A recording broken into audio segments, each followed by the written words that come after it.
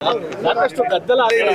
ಇದು ಕಾಂಗ್ರೆಸ್ ಸರ್ಕಾರಕ್ಕೆ ಯಾವ ರೀತಿ ಪರಿಣಾಮ ಆಗ್ಬೋದು? ಇದು ಕಾಂಗ್ರೆಸ್ ಸರ್ಕಾರಕ್ಕೆ ಇದರಿಂದ ಯಾವುದೂ ಪರಿಣಾಮ ಅಂತ ಅನ್ನೋ ಪ್ರಶ್ನೆ ಬರೋದಿಲ್ಲ. ಮೂಲಭೂತವಾಗಿ ಯಾಕೆ ನನ್ನ KDBಯಲ್ಲೂ ಕೂಡ ಇದು ಬಿಡದಿ ಟೌನ್ಶಿಪ್ ಇತ್ತು, ನಾವು ಅಲ್ಲಿ ಒಂದು ಇಂಡಸ್ಟ್ರಿಯಲ್ ಇದನ್ನು ಕೂಡ ಮಾಡಿದ್ದೀವಿ.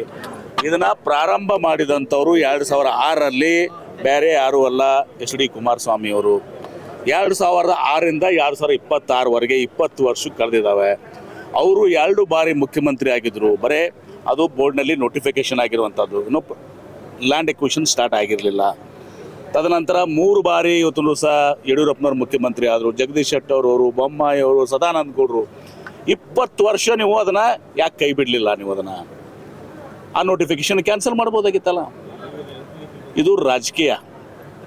DK ಶಿವಕುಮಾರ್ ಅವರು ಮುಖ್ಯಮಂತ್ರಿ ಆದಮೇಲೆ ಸ್ವಲ್ಪ JDS ಕುಮಾರಸ್ವಾಮಿ ಅವರಿಗೆ ಸ್ವಲ್ಪ ತೊಂದರೆ ಆಗ್ತಾ ಇದೆ. ಆ ಒಂದು ರಾಜಕೀಯ ಇಲ್ಲಿ ತರ್ತಾ ಇದ್ದಾರೆ.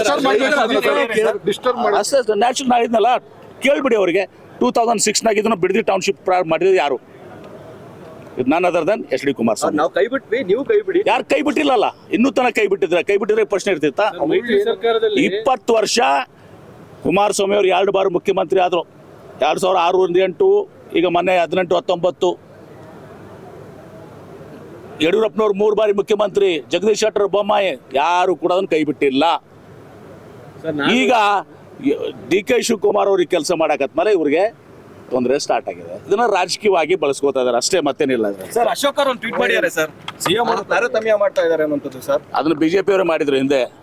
ಅವರ ಪಕ್ಷದ MLAಗಳಿಗೆ 50 ಕೋಟಿ ರೂಪಾಯಿ ಫಂಡ್ ಕೊಟ್ಟು, ನಮ್ಮ ಪಕ್ಷದವ್ರಿಗೆ 25 ಕೋಟಿ ಕೊಟ್ಟು, ಎಲ್ಲ ಅವ್ರು ಕಲಿಸಿದಂತೆ ನಾವು ಮಾಡ್ಬೇಕಾಗ್ತದೆ. ತೆರಿಗೆಯಲ್ಲಿ ಈ ರೀತಿ ಮಾಡಬಾರ್ದು ಅಂತ ಅವಾಗೇನು ಮಾಡ್ತಿದ್ರಂತೆ ಅಶೋಕ್ ಅವ್ರು? ಅವಾಗೇನು ಮಾಡ್ತಿದ್ರಂತೆ? ಬೊಮ್ಮಾಯಿ ಮುಖ್ಯಮಂತ್ರಿ ಇದ್ದಾಗ ತೆಗೆದು ನೋಡಿ ನಿಮ್ಗೆ. ಕಾಂಗ್ರೆಸ್ ಶಾಸಕರಿಗೆ ಎಷ್ಟು ಕೊಟ್ಟಿದ್ರು, BJP ಶಾಸಕರಿಗೆ ಎಷ್ಟು ಕೊಟ್ಟಿದ್ರು ಗೊತ್ತಾಗುತ್ತೆ ನಮಗೆ.